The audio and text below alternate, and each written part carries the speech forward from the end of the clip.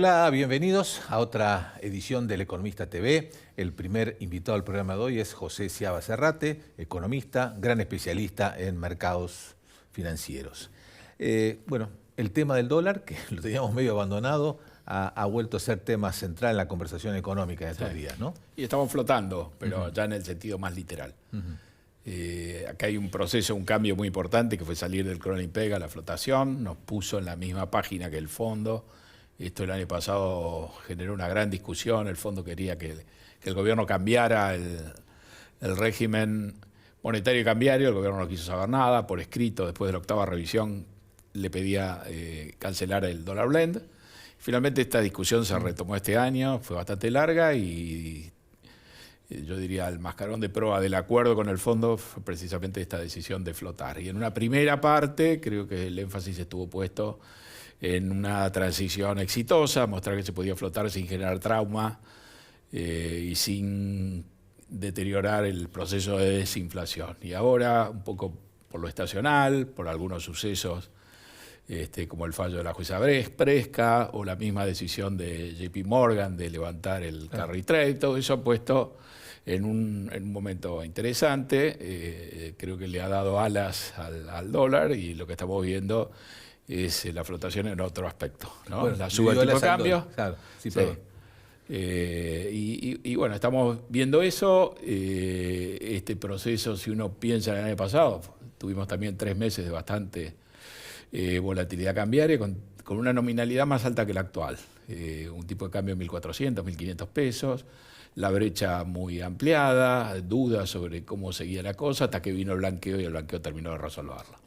Y ahora estamos en una nominalidad más baja, ya no discutimos si se podía romper la inflación del 4%, que te acordás era el tema. Sí.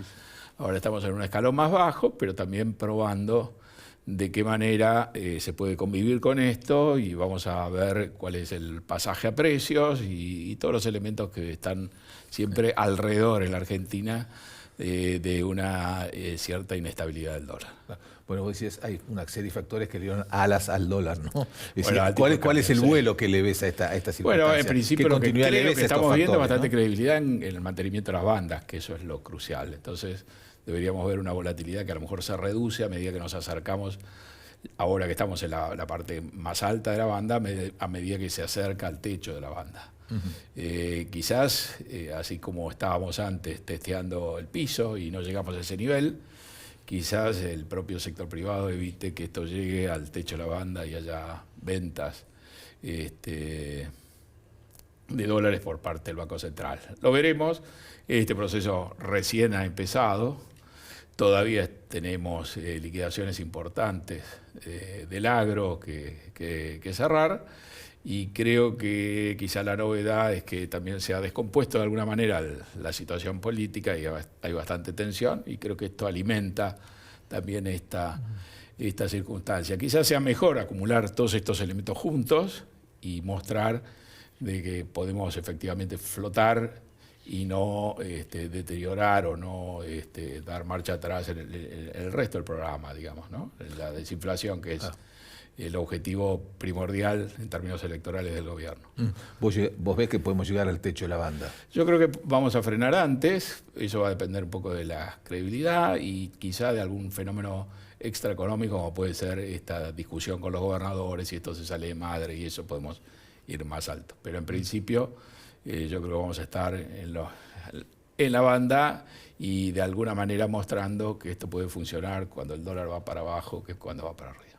Bueno, además ha habido una discusión sobre el nivel del dólar, sobre el nivel del tipo de cambio. ¿Cómo te ubicás vos en ese Bueno, la debate? apreciación ha sido muy fuerte y es evidente que le estamos corrigiendo. Y el atraso cambiario es el escenario más probable que uno tiene en mente, pero también es cierto que hay muchos dólares que pueden estar viniendo hacia adelante, asociados a vaca muerta, minería, RIGI, etc. Si viéramos esos dólares entrar antes, quizás no tendríamos tantas dudas. Creo que esto va a ser útil para probar que ahora el tipo de cambio puede flotar, efectivamente, y entonces uno podría pensar que estamos corrigiendo también parte de ese atraso. Pero estamos en pañales, digamos. Creo yo que con la ventaja de tener una credibilidad bastante fuerte a favor del programa, y con el hecho de que el acuerdo en un año muy volátil internacionalmente ha tenido la ventaja de permitirle al gobierno recibir un desembolso frontal de recursos importantes, entonces estamos teniendo esta inestabilidad cambiaria sabiendo que la Argentina tiene los recursos necesarios para afrontar, por ejemplo, todos los vencimientos de este año, ¿no? Ahora, de todas formas hay economistas, colegas tuyos, que plantean una contradicción entre la necesidad de acumular reservas y de bajar la inflación, que esos dos objetivos necesitan un tipo de cambio diferente. Es posible, digamos, si estuviéramos acumulando reservas, no habría tantas dudas. El programa además tiene una meta de reservas que no se ha cumplido en este primer trimestre, eso siembra más dudas. Así que en el fondo creo que si esto funciona hacia adelante sin un pasaje a precios muy grande, creo que lo que vamos a calmar es parte de esos temores, corrigiendo en cierta medida la apreciación, así con un menor nivel de apreciación. Pero lo que hemos ganado es esta capacidad que no teníamos con el tipo de cambio fijo de poder absorber estos fenómenos, corrigiendo también el tipo de cambio nominal. ¿Cómo ves la oferta y demanda de dólares en los próximos meses? Bueno, además teniendo en cuenta que es un año especial porque tenemos elecciones legislativas en octubre, ¿no? Bueno, podríamos tener una dolarización de portafolio a pesar de que lo político hasta ahora, digamos, yo diría, se ha, entre comillas, resuelto o se le ve una definición más clara después del resultado de la elección en la ciudad. Pero podemos tener una dolarización más fuerte de portafolio. Y creo que la ventaja de este sistema es que, digamos, eso puede terminar siendo un tipo de cambio nominal más alto dentro de la banda y no mucho más que eso. Bueno, más se supone que va a haber menos oferta por el lado del sector agropecuario en los próximos meses, eso ¿no? por la estacionalidad que está, claro, es sin duda muy marcada. Uh-huh. Creo que también estamos cambiando el régimen monetario, es decir, esta es una transición, hay muchas cosas que están sucediendo en este momento, ¿no? Estamos eliminando las LEFI, cambiando a otro sistema, y ahí hay que ver también cómo impacta eso en la tasa de interés, que es otra variable que uno puede usar para morigerar, digamos, la variación del tipo de cambio.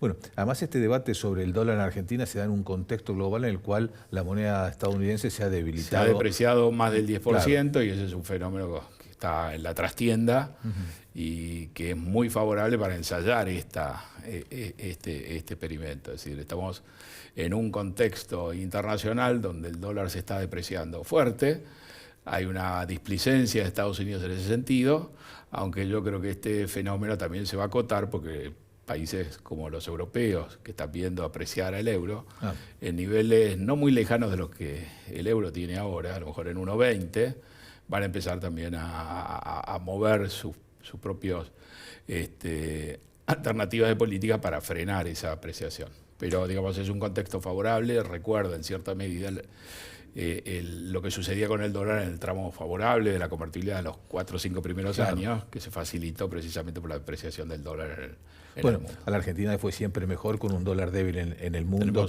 que en sentido contrario. Bueno, esto también que se da contra las principales monedas del mundo es un fenómeno del dólar que también lo estamos viendo en Brasil, que ha permitido cierta revalorización del real en las últimas semanas, lo cual también quita presión en Argentina, ¿no? Tenemos la debilidad del dólar, un proceso donde, salvo Japón, todos los bancos centrales están bajando las tasas de interés, y la Reserva Federal lo tiene en vista antes que termine el año, 1 o 2 bajas de tasa de interés. Entonces es un proceso de debilidad del dólar con bajas de tasas de interés, habiendo observado en abril un pico de muchísima volatilidad y de mercados muy complicados que ahora se está relajando. Todo eso en conjunto es favorable para el funcionamiento, yo diría, de este nuevo régimen cambiario en la Argentina. ¿Cómo ves la evolución del riesgo país, que muchos especialistas consideran que es el tema clave para pensar en proyectos, en financiamiento? Está claro que se estancó y creo yo que funcionaría mejor si el gobierno se hubiera decidido a mostrar que podía o que estaba dispuesto a comprar dólares contra pesos o contra el superávit, obviamente sería mucho mejor. Creo que se puso el énfasis en desinflacionar rápido y en mostrar que uno podía ir a una flotación sin que hubiera cambios importantes, y me parece que se desbalanceó un poco la ecuación y volvieron a los mismos temores del año pasado cerca de si el programa es viable desde el punto de vista de la balanza de pagos. Creo que corregir eso va a ayudar y yo creo que la Argentina, en la medida que persista, digamos, con esta política y que muestre ahora que puede acomodar distintos tipos de cambios nominales, si hace falta más altos, sin afectar la inflación, me parece que eso va a permitir cumplir con lo que busca el programa, que es que Argentina pueda acceder a los mercados de capitales el año que viene, a lo mejor lo puede hacer después de la elección. ¿Crees que es posible que lo haga ya este año? Creo que es posible. Creo que ¿cuáles serían las condiciones para que baje el riesgo país entonces? Bueno, yo creo que uno tiene que mostrar la capacidad del programa de cumplir también, no solo los objetivos de política interna, porque esos están funcionando muy bien, la inflación, el crecimiento, la reducción de la pobreza, si uno quiere, esos elementos están bien, pero por otro lado uno no ve la acumulación genuina de reservas contra o superávit, que sería ideal, o simplemente contrapesos, podría haber una acumulación de reservas en el Banco Central. En la medida que nos saquemos quizá la incógnita más importante de este año, que es la elección de octubre, y uno pueda avanzar un poco en ese sentido, yo creo que podemos salir y colocar deuda en el mercado internacional. Si la reducción del riesgo país no es muy fuerte, a lo mejor una colocación pequeña y esa propia colocación puede ayudar. Y si la reducción es más fuerte, esto puede ser más grande. Creo que el programa necesita también tener un superávit pesos, un superávit financiero un poco más alto de cara a los mayores pagos de intereses que le espera a la Argentina al futuro, y el programa debería avanzar en ese sentido, y creo que también habría que modificar los precios relativos, y el gasto y el gobierno debería cambiar la política fiscal en el sentido de gravar menos, por ejemplo con retenciones, o conseguir que las provincias apliquen menos impuestos por ingresos brutos, y eso podría cambiar los precios relativos reales de transables y no transables, y eso ayudaría, me parece, también a mostrar la viabilidad del programa en la balanza de pagos, que es la parte que falta, pero claro, creo que estamos bastante bien, y lo que a veces uno tiene es demasiada ansiedad. Decime, ¿cómo crees que impacta en la posición de Argentina, en otros activos, todo el episodio alrededor del fallo sobre YPF? Es un recordatorio de que hay otras obligaciones que tenemos que enfrentar. Generalmente eso se ha resuelto siempre con la colocación de bonos y con un pago, digamos, a plazo. Así que yo creo que en cierta medida la Argentina va a apelar, esto se va a extender, pero esta es una obligación que tenemos que cumplir más adelante y que tendríamos que anotar, por más que desconozcamos cuál va a ser el impacto. Pero en algún momento Argentina va a tener que hacer una colocación de bonos para enfrentar no una deuda que ya tenemos registrada, sino esta y otras que nos han quedado como estela de sucesivos pleitos en los que Argentina ha entrado, lamentablemente la mayor parte de las veces, con un resultado muy desfavorable. Muy bien, José Sciaba Serrate, muchas gracias. Gracias a vos. Ahora hacemos el primer corte, enseguida volvemos.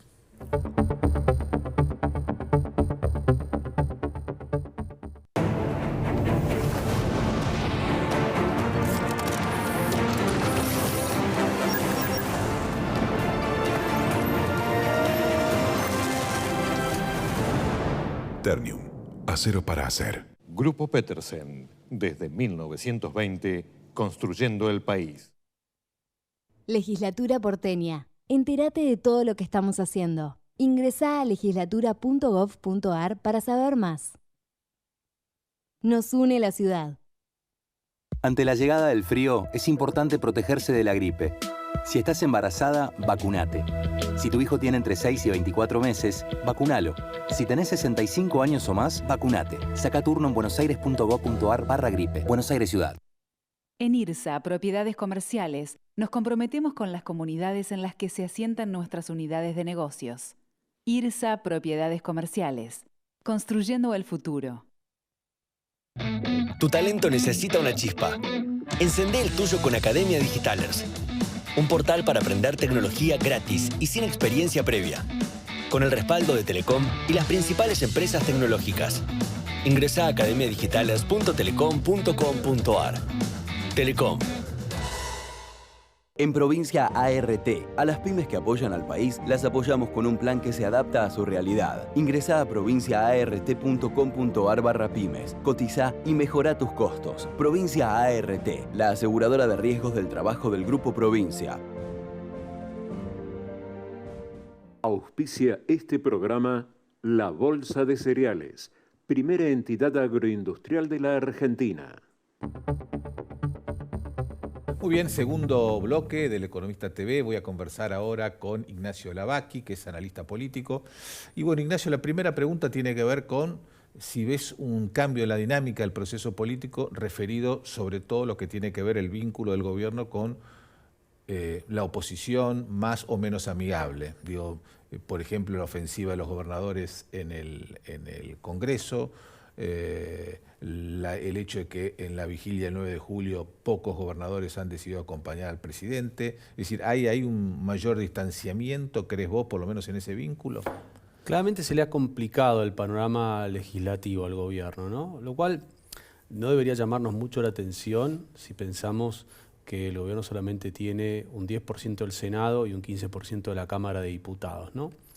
Y que de las distintas fórmulas de gobernabilidad que tenía, optó por una que es relativamente inestable, ¿no? Que es armar coaliciones ad hoc, ¿no? Entonces, armar esas coaliciones ad hoc, o sea, cada vez que el gobierno tiene una necesidad en el Congreso, tiene que salir en busca de aliados, ¿no? Algunos aliados parecen estar descontentos con los pagos recibidos por los favores. Yo creo que también se está colando acá el tema del cierre de alianzas a nivel nacional, que nos falta mucho, que es el 7 de agosto, claro, y el cierre de listas.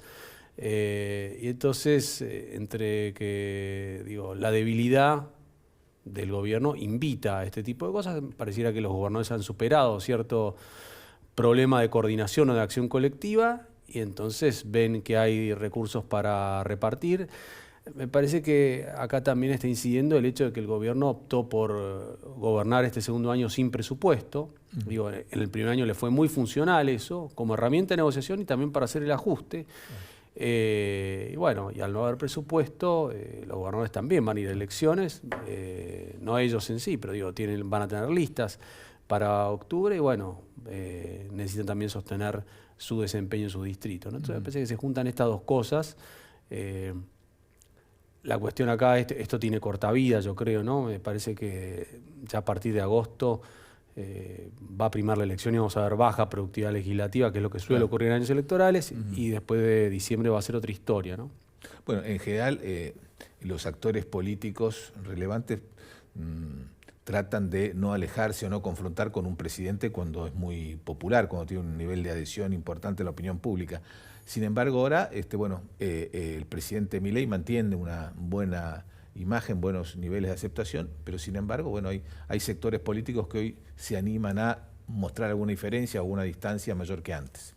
Bueno, se ve, por ejemplo, en el caso del PRO, ¿no? Que algunos diputados se abstuvieron cuando se votó el tema de la reapertura de la moratoria, el aumento de las jubilaciones y la declaración de emergencia en discapacidad, ¿no? Yo creo que uno no puede desligar eso de las negociaciones, ya en el caso del PRO, de Provincia de Buenos Aires, ¿no? Que cierran justamente esta semana, y también de las otras negociaciones, ¿no? Entonces, creo que en parte está motivado por esta debilidad que tiene el gobierno y se están haciendo valer, mostrando cuál es su precio, ¿no? Bueno, nombrabas recién, Ignacio, las elecciones en la provincia de Buenos Aires que van a concentrar la atención en estos días, que se están oficializando las alianzas, luego vendrá 10 días después el turno de las candidaturas, pero además tenemos un hecho inédito, que es por primera vez se van a elegir los legisladores locales en fecha diferente a la de los legisladores nacionales. ¿Cómo crees que va a operar eso? Y se vota con dos sistemas diferentes, claro, ¿no? Bueno, ese fue el gran argumento para separar las elecciones, ¿no? Sí, yo creo que el motivo real fue otro, pero creo que más bien fue que justamente aprovechar la boleta partidaria tradicional por parte de los líderes territoriales para hacer valer su peso a la hora de definir la lista, ¿no? Y sacarle, en el caso del peronismo, la lapicera a Cristina, ¿no? ¿Cómo va a operar eso? Me parece que va a ser parecido a lo que pasaba con las primarias, ¿no? Que las primarias, ¿qué eran? Eran un algunos le hicieron una encuesta cara, yo creo que es un error. Las primeras eran un censo de preferencias electorales. No es que predijeran lo que iba a pasar, pero creaban el clima y tenían impacto político. El mejor ejemplo, y económico, ¿no? Me parece que son las primarias de agosto de 2019, ¿no? Donde prácticamente sellaron el resultado ahí, ¿no? Entonces, acá va a ser ligeramente diferente. Me parece que es, yo siempre pienso que la elección nacional, cuando es legislativa, hay que mirar tres cosas, ¿no? El resultado a nivel nacional, o sea, sumar los 24 distritos y ver cuál fue la fuerza más votada a nivel nacional. Segundo lugar, lo obvio, las bancas. Y yo creo que en esas dos variables al gobierno le va a ir bien, ¿no? Yo creo que el gobierno va a ser la fuerza más votada a nivel nacional por la fragmentación opositora. Que va a sumar bancas es una obviedad, porque renueva solamente 8 diputados y 0 de senadores, tiene un upside enorme en el Senado. Ahora queda la tercera variable, que es la provincia de Buenos Aires. La famosa madre de todas las batallas. Yo creo que es un gran cementerio de candidaturas, pero todo el mundo cree que es lo que realmente define el resultado, lo que predice, y no lo hace, el resultado de la elección presidencial siguiente. Entonces, las percepciones valen más que la realidad. Si todos creen eso, si todo el Círculo Rojo cree que lo que importa es la provincia de Buenos Aires, bueno, vale eso de ganar, aunque más no sea por un voto, que es, yo creo, una leyenda, ¿no? Pero bueno, acá tenemos esta elección previa, ¿no? Entonces, de alguna manera, ¿qué va a pasar? Si al gobierno le va bien, ¿sí?, en la elección provincial, ¿y qué quiere decir que le vaya bien? No es ganar las 8 secciones, es que cuando uno sume el voto de las 8 secciones, la coalición de la Libertad Avanza del PRO supere al polo peronista, ¿no? Si le va bien, me parece que lo que va a ocurrir del otro lado es una suerte de desbande, ¿sí?, de reproches, críticas, entre que están un poco atados con alambre dentro del peronismo, peronismo bonaerense, y eso va de alguna manera a despejar, no digo que lo que ocurre en octubre es una réplica de septiembre, pero va a despejar un poquito la duda sobre la tercera variable con la cual medimos el resultado electoral, ¿no? Entonces, creo que por eso esta elección anticipada es tan importante. Digo, no le prestaríamos tanta atención a una elección legislativa local si no fuera por esto, ¿no? Digo, no estaría el mundo del mercado pendiente de lo que pase el 7 de septiembre, si no fuera por, yo diría, me animo a decir, efecto anticipatorio. Es decir, ¿qué pasa si el 7 de septiembre lo que vemos no es lo que se ve en algunas encuestas, que es que la Libertad Avanza y sumado al PRO van a ganar la elección, sino que vemos un resultado diferente, ¿no? Un triunfo, me animaría a decir, contundente del peronismo. Y bueno, el último tramo de la campaña, que va hasta la elección de octubre, me parece que va a estar atravesado por volatilidad electoral, que es lo último que quiere, cambiaria, que es lo último que quiere tener un gobierno en la previa a una elección. Bueno, además tenemos la particularidad de que los resultados vamos a tener que definir las alianzas para la elección de octubre y las candidaturas para la elección de octubre sin conocer el resultado de la provincia de Buenos Aires, porque son en agosto y el resultado lo vamos a saber en septiembre. Exacto. Ahí yo creo que me parece que las dudas pasan en el caso del gobierno, en qué distritos hay alianza con el PRO y en cuáles no, ¿no? Me parece que Buenos Aires va a ser la provincia alianza y alianza, ¿no? Los dos casos van a ir aliados, después otro distrito se verá. Y falta ver qué pasa con algunos de los ex socios de Cambiemos, ¿no? Si crean un polo aparte en la provincia de Buenos Aires o en otras provincias. Pero sí, vamos a ir a votar. Recién, cuando el septiembre vamos a tener las alianzas nacionales definidas, pero... ¿Cómo vemos, nombraba recién ese espacio del centro que muchos quieren ocupar, la ancha avenida del medio, alejado de los dos polos? ¿Crees que eso tiene un espacio finalmente o no? Porque hay muchos actores que quieren jugar en ese lugar, ¿no? El peronismo no kirchnerista, Facundo Manes, el radicalismo, la coalición cívica, muchos actores, pero no está claro que estén los votos ahí, ¿no? Y a mí me parece que sumar dirigentes no suma votos. Lo que vemos es que el gobierno, yo creo que va a apelar a la polarización claramente, y sobre todo teniendo enfrente al kirchnerismo, y un kirchnerismo que todavía, por lo menos en la provincia de Buenos Aires, ¿no? El resto del país es diferente la historia, pero que no se puede sacar de encima a Cristina, ¿no? Suena raro decir el kirchnerismo se quiere sacar encima a Cristina, pero intendentes que hasta antes de ayer eran kirchneristas de paladar negro, hoy están con Kicillof enfrentados a la expresidenta, ¿no? Entonces, Yo cuando escucho que hay gente del gobierno que dice que los perjudicó la condena de Cristina, a ver, si el peronismo va a la campaña de la provincia de Buenos Aires con el eslogan Cristina Libre, me parece que acota mucho la capacidad de sumar votos más independientes. Pero parece difícil que salvo en algunos sectores, que ese vaya a ser el mensaje central de la campaña, porque evidentemente no es atractivo desde el punto de vista electoral. Pero Cristina no ha perdido centralidad, ¿no? Y me parece que no va a tratar de no perderla. Falta, esta semana vamos a hacer los cierres de alianzas, pero creo que la probabilidad de que haya una fractura en el peronismo es casi nula, ¿no? Pero así todo, desde San José 11-11, Cristina por un tiempo va a seguir siendo la figura central, justamente porque la sentencia la pone en ese lugar, ¿no? Le da una mayor centralidad porque le da como, recibe a Lula. Hay un motivo aparte de criticar las políticas de Milei para ganar las elecciones, ¿no? En provincia de Buenos Aires. ¿A qué atribuís vos la baja concurrencia que hemos visto en todas las elecciones de autoridades provinciales realizadas hasta ahora? Creo que tiene algo de continuidad. No, perdón, discúlpame, te completaba. Si esto se puede replicar en Buenos Aires también, ¿no? Tal vez el voltaje que tenga la elección en Buenos Aires conspire contra que veamos el mismo patrón, pero me parece que es un fenómeno que arranca antes, que arranca en las elecciones de la pandemia, en 2021. Agregamos que es una elección legislativa, las elecciones legislativas suelen tener una concurrencia algo más baja. Y pienso vuelvo a lo de la pandemia y haber tenido 14 años de estancamiento económico llevaron a un desencanto del electorado con los partidos tradicionales. El resultante de eso fue Milei, claramente. Esa expresión de una crisis de representación me parece que todavía no está resuelta, ¿no? Entonces, para poner un paralelismo, ¿no? Comparado. Las elecciones que llevaron al poder a Chávez en Venezuela también tuvieron alta abstención y estuvieron precedidas por un proceso de colapso del sistema de partidos establecido. Esos niveles de abstención tardaron tiempo en recuperarse, en que volviera. Entonces yo no lo desligaría de eso. O como dijo la misma Cristina, ¿no? Que gente que votaba al peronismo dejó de votarlos, y tal vez en el 2023 parte de ese electorado votó a Milei, pero que ahora hay una parte que está descontenta, pero que no vuelve a votar peronismo, y entonces prefiere quedarse en la casa. La multa por no votar es bajísima en la Argentina. Hay países, Ecuador, es cerca de $40 la multa por no ir a votar. Hay un incentivo billete, mayor, ¿no? Un incentivo mayor. ¿Crees que en la campaña de la provincia de Buenos Aires, más allá del argumento de que había que los bonaerenses discutir su propia agenda, crees que se va a nacionalizar, al igual de lo que ocurrió en la elección de la ciudad de Buenos Aires? Creo que es casi inevitable que se nacionalice.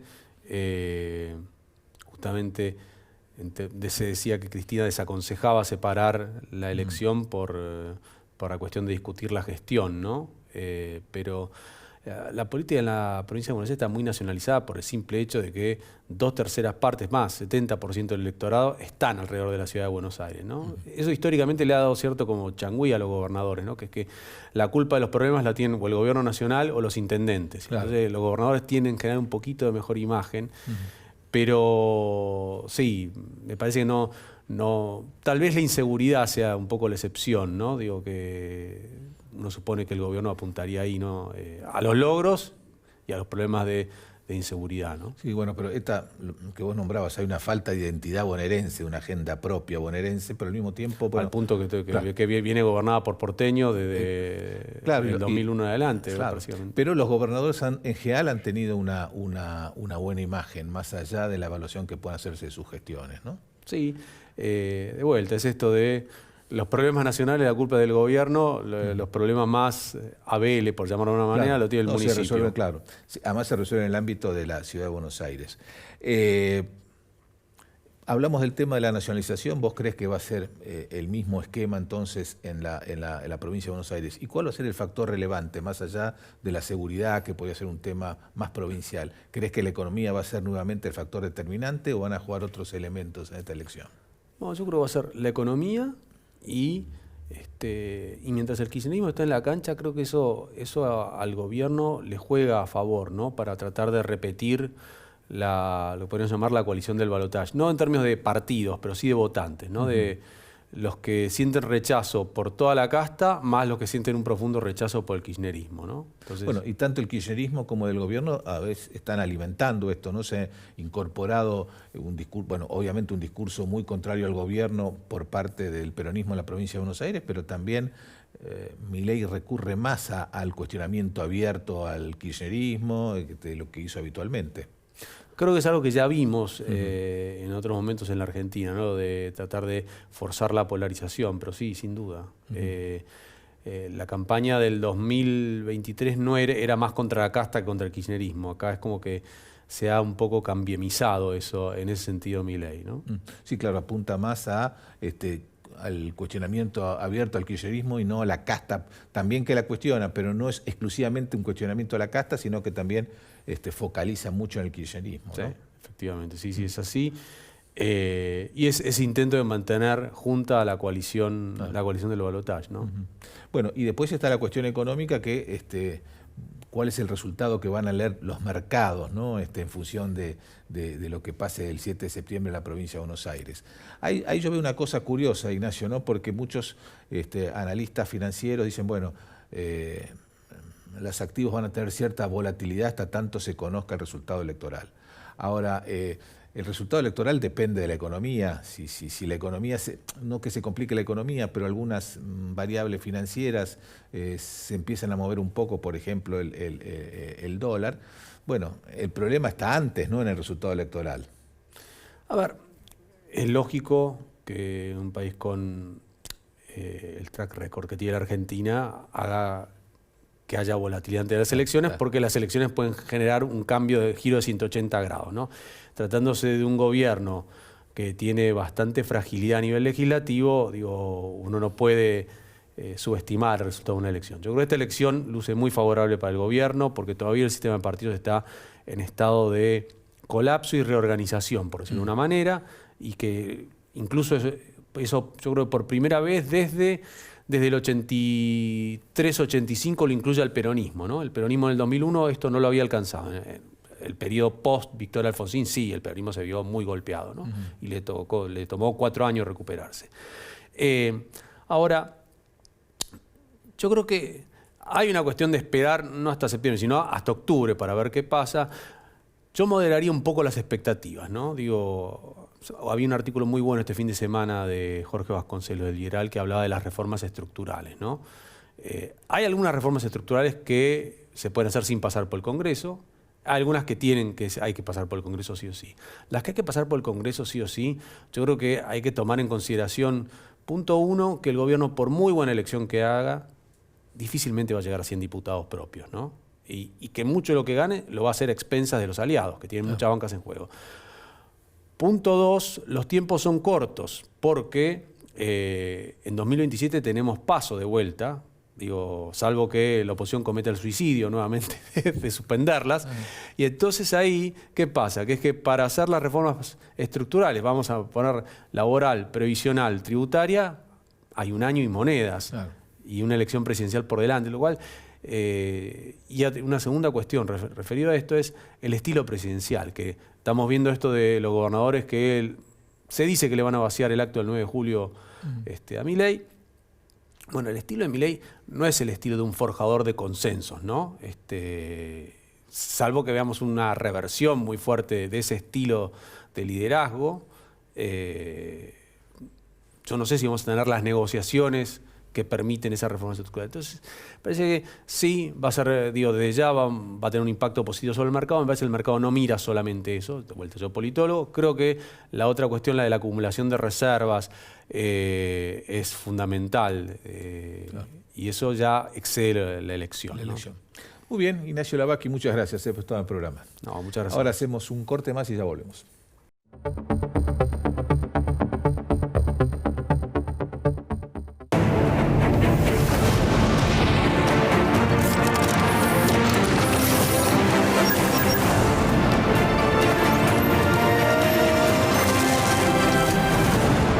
Ternium, acero para hacer. Grupo Petersen, desde 1920, construyendo el país.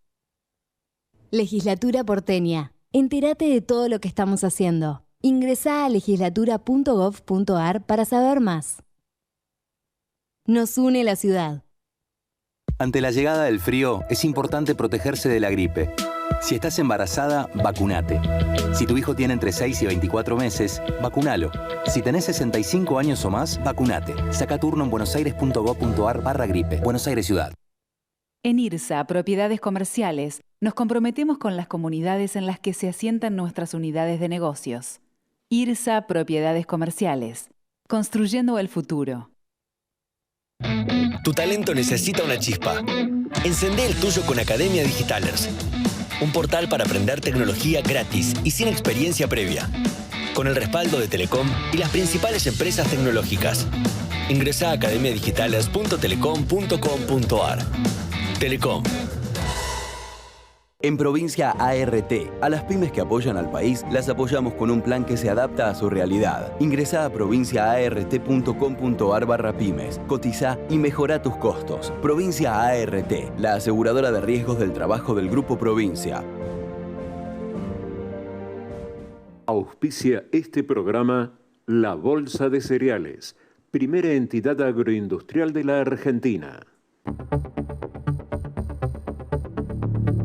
Último tramo del Economista TV de hoy. Voy a conversar con Natacha Izquierdo, que es directora de operaciones de ABCEP, y con Milagros Gismondi de Cohen Aliados Financieros.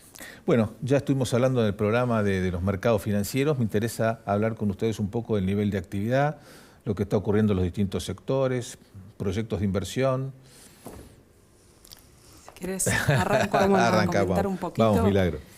El nivel de actividad está mostrando algunos síntomas de fatiga. No podemos decir que es que se desaceleró, porque de hecho abril creció fuerte.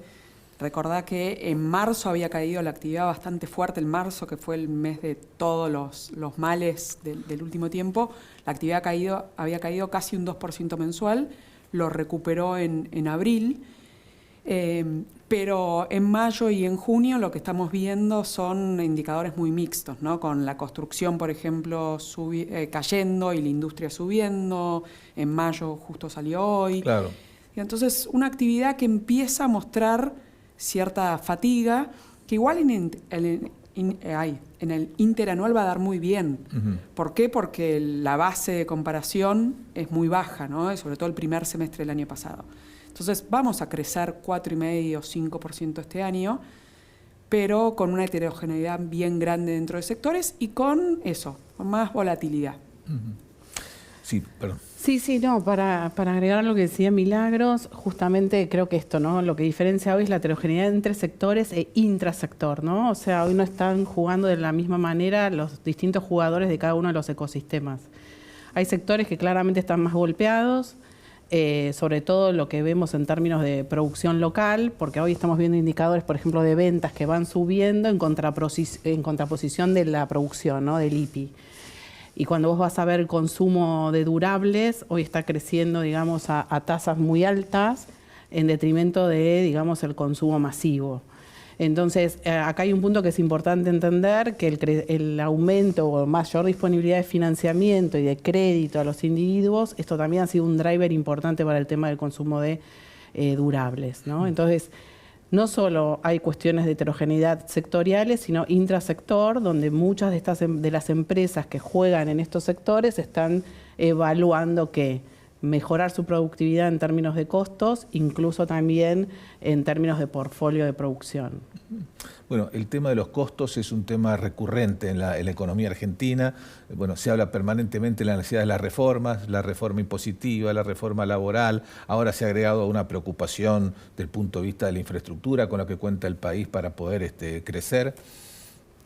Sí, tal cual. Bueno, ahí vos dijiste al principio un tema que era inversiones, ¿no? ¿Cuál es el desafío de las grandes inversiones, ¿no? Cuando en algunos puntos hay mucho atraso en tema de infraestructura energética, infraestructura vial, ¿no? Y donde los proyectos tienen que estar pensando alternativas, digamos, para poder sortear esto y avanzar. Y ahí creo que un punto importante ha sido esta herramienta del RIGI, que bueno, vemos que tiene sus complejidades, porque de 12, 13 proyectos que se presentaron han sido aprobados 4, pero donde la realidad es que un mundo que muestra divergencias en términos de comercio y también en términos de tendencias a largo plazo de algunos digamos, de algunos insumos o sectores que Argentina tiene, empiezan a tener más relevancia en el portfolio de compañías globales, ¿no?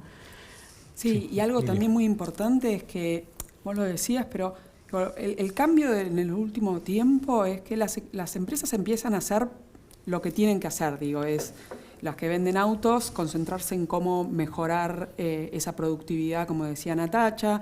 Los bancos hacen de bancos, digo, estamos viendo un cambio en cuanto a que cada uno se pone el traje que tiene que ponerse y no está pensando si puede importar o no, si va a tener energía o no. Entonces eso es un cambio muy positivo. Pero como vos decís, para poder hacer ese cambio de tratar de ser más competitivos, porque en definitiva es eso, las reformas tienen que llegar. Por eso no solamente el mercado está esperando las elecciones, también el sector real está esperando las elecciones, porque está esperando a ver si empiezan a haber esos cambios más estructurales, ¿no? de la economía argentina. La reforma laboral es muy necesaria. La reforma tributaria, o por lo menos una simplificación tributaria importante.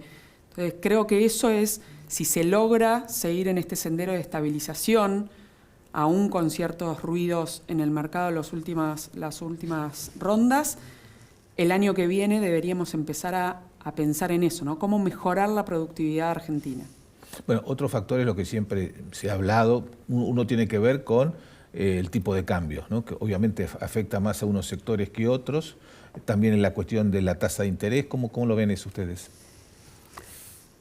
A ver, no vas a recuperar competitividad solamente por el tipo de cambio, y en eso creo que coincidimos incluso con Natacha, pero también es cierto que todavía no tenés todas las reformas, como decíamos, y digo, tenés una estructura tributaria de presión tributaria muy alta, un esquema laboral. Entonces eso, en un mercado que todavía se está acostumbrando a ponerse el traje que tiene que tener cada empresa, hace que el tipo de cambio apreciado te haga crujir más, ¿no?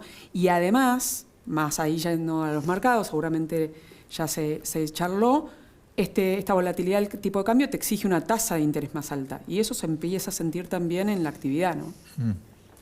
Sí, tal cual. O sea, si esperamos la competitividad por el tipo de cambio, difícil. Creemos que acá el punto es el timing de las reformas que son necesarias, ¿no? Porque para este tipo de cambio, la realidad es que necesitamos tener estas reformas estructurales porque no son compatibles en el largo plazo. Claramente esto es dato, ¿no? Pero Argentina tiene un nivel de presión tributaria más alto que Chile, que Brasil, incluso que de la región. O sea, esto es claro, el tema de la falta de incentivo para la formalización en el mercado laboral. Entonces, donde estamos viendo, ¿no?, que el mercado laboral en términos de empleos formales no crece hace más de 10 años y está estancado en los 6,5 millones de empleos. Con lo cual, bueno, claramente acá el punto es el timing para este cambio. ¿Cómo ven ustedes el panorama de inversiones, ¿no? Hablabas recién que solamente se aprobaron 4 proyectos en el marco del RIGI. ¿Cuáles son los incentivos? Porque el sector, por ejemplo, que vos seguís muy de cerca, de minería, energía, hay muchos proyectos, pero en otros ámbitos no se ven. Bueno, a ver, es verdad que las grandes inversiones están en estos sectores transables, ¿no? Porque estamos hablando de CAPEX altos, muy altos, de más de 1.000 millones, pero sí estamos viendo también inversiones, si querés, en niveles más bajos, incluso hasta empresas que salen de su core, si querés, donde empiezan a diversificar su modelo de negocios y empiezan a entrar a sectores donde no entraban. Si querés, por caso, el ejemplo puede ser minería, donde capitales argentinos años atrás no participaban y hoy están entrando porque hay tickets más accesibles por el riesgo de la actividad. O empresas que venían de otras actividades y que de pronto están incursionando o volviendo a incursionar en el sector energético, ¿no? Exactamente, tal cual. Entonces hay un movimiento, y después también el tema de, que hoy lo hablábamos, de reconversión de activos fijos, ¿no? El tema de... Tenemos el tema de la maquinaria, y si hablamos de productividad, no solo la productividad viene por el empleo, sino también por la innovación. Que eso es una apuesta también del gobierno cuando dice, bueno, sí, suben las importaciones, pero no es solamente porque el tipo de cambio está barato, sino porque hay que importar para poder exportar, o sea, hay que poder importar maquinaria, bienes de capital para poder exportar. Y eso es cierto, está aumentando lo que es la importación de bienes de capital e intermedios, bueno, pero también la de consumo, o sea, que tenés los dos componentes. Se está recomponiendo algo la inversión y también te lleva, ¿no? Digo, hoy los incentivos están a que las importaciones sigan en niveles muy altos. ¿Usted cree que hacen falta en algunos ámbitos políticas sectoriales? Digo, por ejemplo, el gobierno de Cambiemos, la presidencia de Macri, había mucha política sectorial, la mesa de esto, mesa del otro. Este gobierno parece más proclive a marcar grandes líneas de juego y que dentro de ese marco cada uno de los sectores haga su política y se dedique a lo que le es propio, ¿no? A ver, yo no sé si es necesario tener una política sectorial. Yo creo que normalizando ciertas cuestiones las políticas sectoriales también vienen a traer respuestas a ineficiencias de otras, digamos, a otros niveles, ¿no? Con una macro desordenada, vos tenés que tener más atención a nivel sectorial porque, digamos, tenés como que regular esas ineficiencias. Ahora, con una macro que está más ordenada, que si consolida la estabilización, ¿no? Y empieza a avanzar a otra fase más y finalmente podemos llegar a los mercados de capitales, ¿no? Internacionales. Yo creo que esta es una opinión personal, no creo que sean necesarias políticas sectoriales, ¿no? Normalizadas ciertas cuestiones y simplificados. Yo creo que la simplificación, ¿no? Y la normalización de muchos procesos también mejoraron el tema de la productividad y la operatividad de las compañías. Entonces, la verdad que la respuesta rápida sería que no creo que sea necesario sectorializarlo. No, coincido que no hay que sectorializar y es verdad que una macro es lo primero que tiene que estar en la mesa de cualquier mesa sectorial, pero sí algún tipo de estrategia país, estrategia de encontrar mercados afuera, una estrategia exportadora un poco más clara. Para eso igual primero este recorrido de mayor productividad es lo fundamental, pero sí creo que tiene que haber, desde que somos chicos escuchamos esto de, que el vino chileno llega a lugares que el argentino no. Bueno, sí, obviamente es porque tuvo una macro distinta, pero también porque tuvo una política activa. Entonces hay algunas cuestiones más activas que creo que ayudarían. ¿Cómo ven el tema del empleo? ¿No? Porque muchas veces uno de los cuestionamientos que se hace es que los sectores más dinámicos, que más perspectivas presentan en la economía argentina, no son grandes generadores de empleo. Bueno, a ver, sí, claramente no son mano de obra intensiva. Lo que creemos es que, sí va a haber tracción en un tipo de empleo de calidad, ¿no? Lo que llamamos con salarios nominales por encima del promedio de la economía. Traccionan, si querés, los ecosistemas que están alrededor, y sí lo que vamos a ver es una dinámica más regionalizada. ¿Trae la solución al empleo estructural? No, claramente no, porque los sectores que mayor demandan son los que menos productividad tienen, que son servicios y comercio. Entonces ahí vamos a seguir teniendo un problema y acá digamos que creo que el desafío es la empleabilidad, ¿no? De aquellos sectores que van a estar más golpeados y que van a ir perdiendo en este camino, porque claramente cualquier transformación tiene un costo. ¿Cuál va a ser, digamos, las políticas de empleabilidad para poder transformar? No digo transformar en el sentido de transformar, sino de generar nuevas habilidades para poder responder a las nuevas necesidades. Y creo que acá se suma también un cambio de tendencias, ¿no? Ahora las compañías también incorporan más innovación, eso significa un reskilling de los recursos humanos. Entonces también hay que, empezar a pensar qué significa también mejorar el empleo de calidad, ¿no? Y además también hay que considerar que el mercado laboral cambió. Entonces, por eso, si bien ahora subió algo el desempleo del primer trimestre, no está en niveles de 2 dígitos como supimos ver. ¿Por qué? Porque tenemos más gente empleada en más changas, ¿no? O en empleo de menor calidad. Y eso probablemente lo sigamos viendo. Y también hay una diferenciación bien clara, y por eso el síntoma del empleo. Entre el año pasado la economía cayó 1,8, al final corrigieron en promedio. Pero cuando vos ves sectores urbanos y no urbanos, la diferenciación es grande, ¿no? Los no urbanos cayeron en torno al 4. Y eso se ve en el empleo, y sobre todo en lo que es GBA, ahí sí hay un tema de empleo que se siente más. Entonces, por eso es un problema y no. Cuando lo ves en agregado, no tenemos un grave problema de empleo hoy. Pero cuando ves eso, de nuevo, la calidad y sobre todo regionalmente y particularmente en el AMBA, empieza a emerger y esta fatiga que te decía antes de la actividad, la ves en el empleo. No, bueno, el empleo va a seguir creciendo, seguramente, pero el que va a crecer es un empleo de muy baja calidad. Exacto. Bajos salarios. Sí, otras modalidades de contratación. Por eso creo que es importante el tema de las reformas laborales, ¿no? Hablamos de las reformas laborales, de la infraestructura. Bueno, hay también un movimiento de algunas empresas multinacionales de mucha presencia en Argentina que se están retirando del mercado local, ¿no? Hoy se hizo mucho ruido el caso de Carrefour, por ejemplo. ¿Esto obedece, a juicio de ustedes, a una cambio de estrategia global de esas empresas o cierto agotamiento en particular con la realidad argentina? Bien, yo creo que es una combinación de cuestiones. No todo se explica por la realidad argentina, ni todo se explica por una estrategia global. De las 7, 8 grandes que se fueron hasta ahora, muchas fue una reconfiguración a nivel regional y global, de retirarse de mercados que no eran tan competitivos con respecto a otros y hacer foco regional. Además, Argentina es un mercado chico para algunas compañías. Claro. Y también que se pueda atender desde otros, ¿no? Desde otros países cercanos, y por otro lado puede haber un agotamiento también del tema de reglas de juego. Entonces, a la hora de reestructuraciones, porque no olvidemos que está habiendo reestructuraciones a nivel global de compañías, ¿no? Hay, no solo Argentina. Entonces, en este punto creo que ahí sí, digamos, Argentina deja de ser un mercado atractivo para algunas. Entonces creo que es una combinación, básicamente, donde da la oportunidad también a entrar nuevamente a algunos grupos locales que además están más entrenados, si se quiere, en lo que es la economía argentina y en los ritmos, ¿no? Claro. Para el entendimiento. Sí, además también ahí volvemos al tema del tipo de cambio, porque como yo decía, bueno, cada cual se está probando su traje, están mejorando mucho los costos, se están tratando de lograr eficiencias que antes se camuflaba con la inflación. Y eso está bien, pero si vos haces todos los números y no te cierran, mejorando todo y no te cierran, más allá de irte o achicás la planta o empezás a tomar decisiones.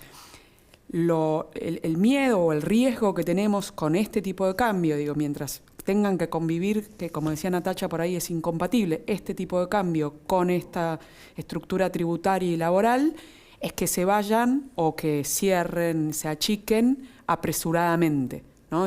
Que vayamos a un esquema donde podrían subsistir ciertas empresas y no estén aguantando estos meses, ¿no? Y entonces la incertidumbre ahí es mucha y por eso es que pensando en la economía estamos diciendo, bueno, que lleguen las elecciones a ver si esa panacea que a veces se promete tras las elecciones llega o no.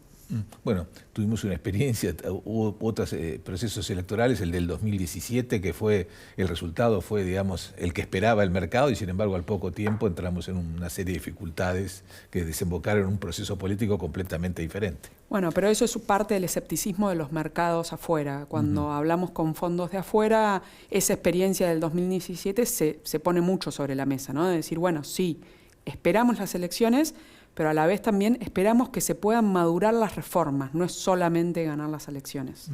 Bueno, más las elecciones van a influir en la composición del Congreso, que va a ser el que determinará muchas de estas reformas si se pueden concretar o no, ¿no? Exacto. Natacha, para terminar, ¿a qué sectores miramos con mayor atención en los próximos meses en Argentina y también para vos, Milagros? Bueno, a ver, con digamos, los más dinámicos, como decimos, ya los conocemos, sabemos que son los que van solos y la macro acompaña, pero no están, digamos, tan supeditados a estos, que ya sabemos cuáles son. Y creo que hay que mirar los más desafiados, ¿no? Que va a ser el tema construcción e industria, y dentro de la industria hay que mirar, digamos, más de nicho porque va a ser muy heterogéneo. Sí, coincido, o sea, por eso el foco en lo urbano, ¿no? La construcción, la industria, por suerte el comercio sí se está recuperando y de la mano del consumo, porque eso había generado una caída muy fuerte el año pasado. Sí, después minería, energía, el eterno potencial, a ver si lo vemos. Claro, estás planteando cómo traemos vaca muerta a los conurbanos de Buenos Aires, de Rosario, de Córdoba, ¿no? Sí, no sé si vaca muerta nos va a traer la solución total, pero bueno, nos va a mejorar la balanza en algo. Muy bien, a las dos muchísimas gracias, Natacha y Milagros, Gracias. por haberme acompañado en el programa de hoy. Gracias a vos. Nosotros nos despedimos hasta el próximo programa.